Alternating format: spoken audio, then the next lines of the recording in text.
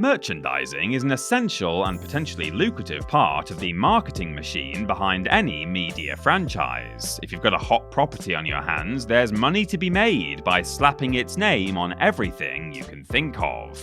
Action figures, comic books, posters, breakfast cereals, talking soap, and of course, video games. The idea of video games as tie-in products goes all the way back to the 70s, but more often than not, there was one big downside to the practice of licensed titles. It was that they were almost always awful. You need look no further than the landfill full of unsold copies of E.T. the Extraterrestrial to see just how bad things can get. But even in the deepest landfill, there are treasures to be found, and we know that just because most licensed games are bad, certainly doesn't mean that they all are. Some of them are pretty decent, actually, and a few are all-time classics, and those are the games that we're here to celebrate today. I'm Peter from TripleJump, and here are 10 licensed games that were actually quite good.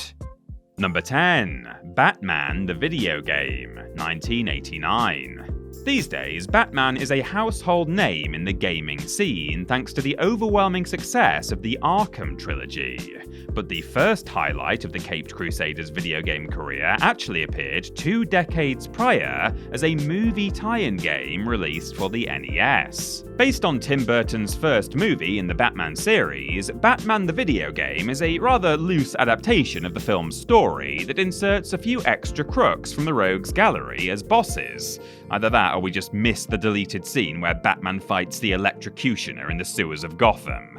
Ignoring these creative liberties though, the final level perfectly mirrors the film's climax as Batman faces the Joker atop the bell tower. Hang on, perfectly mirrors? Since when can the Joker summon lightning bolts? Despite being an NES game, Batman has a surprisingly robust toolkit to play around with, including 3 different projectile weapons in addition to the standard punches. It was also one of the first games to give players the ability to wall jump, setting it apart from the competition and leading many to call it the best superhero game of its era. Today, Batman the Video Game remains fondly remembered by fans for its intense difficulty and a soundtrack with such great tunes that they could even make the Dark Knight bust a move. Number 9. SpongeBob SquarePants Battle for Bikini Bottom. As the main character of the most popular cartoon series in the world, SpongeBob has a lot of games under his rectangular belt. And while there are certainly a few lurking down at Bikini Bottom,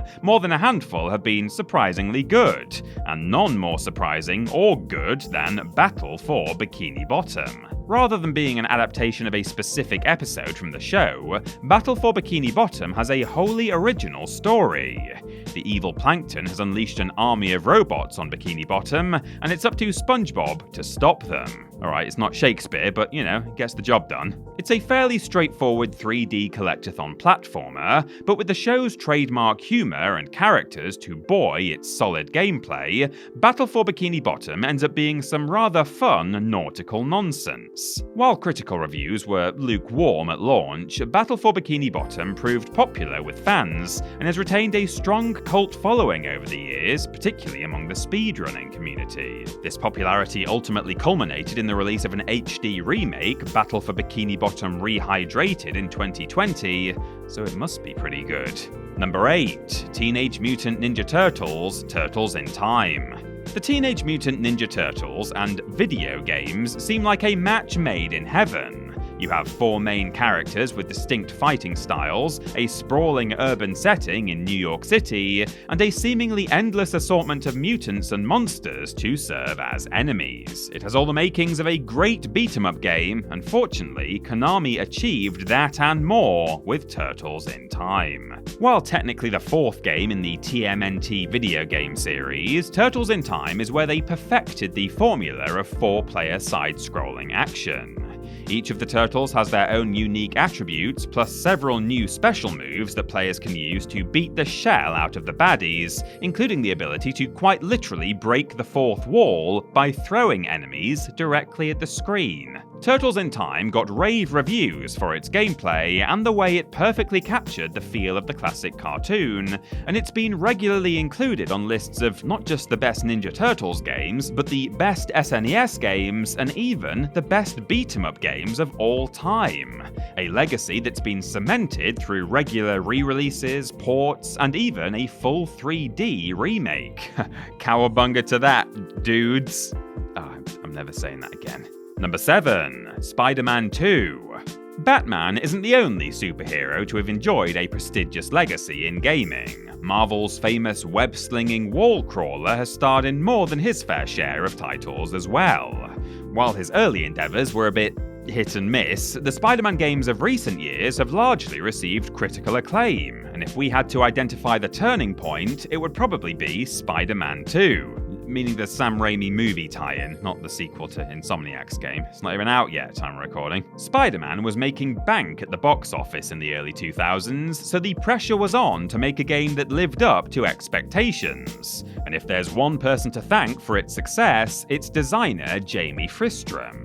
Having worked on the first Spider-Man movie game, Fristrom was dissatisfied by the web-swinging mechanics, and personally set out to create a physics system for Spider-Man 2 that would truly capture the feeling of swinging between skyscrapers. It wasn't easy, but thankfully, Fristrom nailed it, and played a hand in creating the most successful Spider-Man game to date at that time. Between its dynamic gameplay and open-world structure, a style that was actually rather revolutionary when the game was released, Spider-Man 2 would also go on to become the blueprint for all Spider-Man games to come, including Insomniac's. And it's all thanks to your friendly neighborhood game designer. Number 6. GoldenEye 007. Pierce Brosnan, Sean Connery, Daniel Craig. We can debate who the best James Bond actor of all time is till the cows come home. The correct answer is Roger Moore. But for the question of the best James Bond video game, there's usually only one answer: GoldenEye 007. Developed by Rare and published by Nintendo, GoldenEye was seen as a bit of a lame duck leading up to its release. The team that created it was rather inexperienced at the time, and thanks to a protracted development cycle, it ended up releasing closer to the premiere of the movie's sequel than the release of the movie it was actually based on. And yet, despite these low expectations, GoldenEye is now considered one of the greatest games ever made. But why is GoldenEye so beloved? It's not exactly aged gracefully. Well, at a time when many first-person shooters were content to be simple clones of Doom, GoldenEye was something new and proved that shooters could work on consoles, not just PC. Much of it was thanks to the multiplayer mode, which featured 4-player deathmatches with a wide assortment of characters, maps, weapons, and other settings. It quickly became a staple of late-night gaming sessions with friends, a reputation that propelled it to become the third best-selling N64 game of all time. And now we end the entry with the obligatory gag: if you play as Oddjob, you are a dirty cheater. There we go, we all saw it coming, didn't we? Number 5. Alien Isolation. When the Alien movies are brought up during a discussion about video games, odds are that the conversation will focus on the absolute debacle that was Alien's Colonial Marines. And that's a damn shame, because Alien Isolation, released only 1 year later, is every bit as good as Colonial Marines wasn't. Set in between the events of the first 2 Alien movies, Isolation follows Amanda Ripley, the daughter of series protagonist Ellen Ripley, as she investigates the events that led to her mother's disappearance. And wouldn't you know it, there are aliens around. Shocker. The game is classic survival horror with an emphasis on stealth, and though the player will have access to a decent arsenal of weapons and craftable items, ammunition is scarce, and hiding will usually be their best bet when the xenomorph comes calling.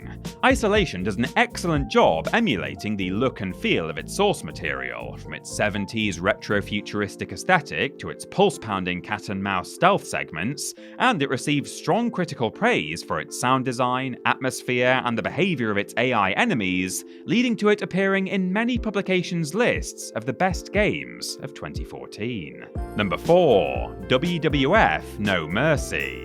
In the late 90s, pro wrestling was at the peak of its popularity, and when it came to games, fans had their pick of the litter from WWF, WCW, ECW, and probably many other three-letter acronyms. But of all the wrestling games to come out during this boom period, only one has truly stood the test of time: WWF No Mercy. What you'll find when you boot up No Mercy is what you'd expect from most wrestling games: an extensive roster of all the most popular wrestlers of the time, a variety of game modes and match types to compete in, and more holds, throws, and suplexes than you can shake a stick at, a kendo stick. No Mercy doesn't do anything wildly different from its competition, but everything it does extremely well. Featuring wrestlers who would go on to be some of the most popular of all time, and highly intuitive controls that make it a snap to pick up and play, No Mercy was an instant classic and sold like hotcakes, becoming another title on this list that was one of the best-selling games on the Nintendo 64, and inspiring a fanbase that continues to support it to this very day with fan-made mods and hacks to keep the game alive. Newer and shinier wrestling games may have come out since, but No Mercy is still one of the champions. Number 3. The Simpsons Hit and Run. When you're one of the longest running television shows of all time, it's no surprise you're going to have at least a few video games. Having first premiered in 1989, The Simpsons is now probably older than most people watching it, and has seen tie-in games on everything from the NES to smartphones. The one that stands the test of time as well as any classic episode, though, is The Simpsons Hit and Run. Developed as a sequel to their previous game, Simpsons Road Rage, the devs at Radical Entertainment wanted to do something different for the follow-up, and of course the natural evolution for a game about being in a car is a game that lets you get out of the car. Hit and Run was conceived as a pastiche of Grand Theft Auto 3, allowing players to freely explore Springfield, beating up pedestrians and smashing up everything in their path while trying to escape police. Released on the Xbox, PlayStation 2, and GameCube, Hit and Run was a rousing success and quickly became a player's choice title on each console. With a story written by the show's creators and voiced by the original cast, the game is loaded with goofy fun and references, and there's something deeply satisfying about playing a sandbox title featuring such iconic characters. Now, if you'll excuse me, I'm suddenly craving a donut. Number 2. DuckTales. If there's any console that wasn't hard up for quality platformers, it was the NES. Nintendo's little grey box was the launching pad for such luminaries as Mega Man, Simon Belmont, and the most famous gaming hero of them all, Luigi. But standing right alongside these legends of the genre is none other than Scrooge McDuck, the world's richest duck and hero of DuckTales. Based on the cartoon that was in turn based on a series of comic books, DuckTales follows the globe-trotting exploits of Scrooge McDuck and his 3 identical nephews in their search for legendary treasures across levels based on jungles, caves, and even the moon. Controls are simple but tight, with the main mechanic being Scrooge's ability to use his cane as a makeshift pogo stick. DuckTales is a fantastic game, considered by many to be one of the best titles in the NES's library. We've talked about a few games on this list that got remade or remastered, but none of them got quite the royal treatment as the Duck family did. DuckTales Remastered is a full HD reimagining of the original, featuring remixed level designs, beautiful 2D animations, and brand new story content, including many of the show's iconic voice actors. DuckTales was an instant classic and remains one to this day. In fact, you could say it's always been as good as gold. And number 1, Peter Jackson's King Kong, the official game of the movie. This adaptation of King Kong has a few red flags right off the bat, to say nothing about its very wordy title.